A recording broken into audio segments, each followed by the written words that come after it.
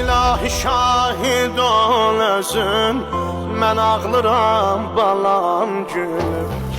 İlahi şahid ol özün, mən ağlıram balam gülüm. Yavaş yavaş yumur gözün, mən ağlıram balam gülür. Yavaş yavaş yumur gözün, mən ağlıram balam gülür. Atıbdı hər mələ oxun, kamanı saldı çiynimə. Əlimdə bənzədi balam, yaralı bir göyərçinə. Salar önüncə bu yara, rübabi qəm kəməndinə. Anası öldürür özüm, mən ağlıram balam gülür. Mən ağlıram balam gülür.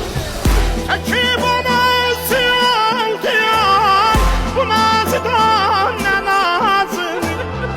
Gətirdir Kərbəlaya tar, Allah imtiyazını. Necə açar qəmatını, necə yutar boğazını. Desəm çətindir yox sözün, mən ağlıram balam gülür. Mən ağlıram balam gülür.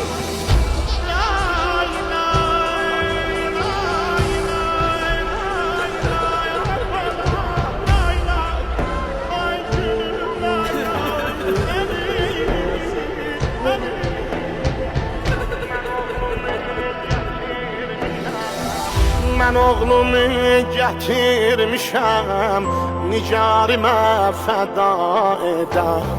Gərək əzizimin qanın göyə səpəm dua edəm. Ki ta tamamı aləmi bu eşqə aşina edəm. Deyəm bəlalərə dözün, mən ağlıram balam. Nə su veribdi hər mələ, nə də tərəhüm eylədi.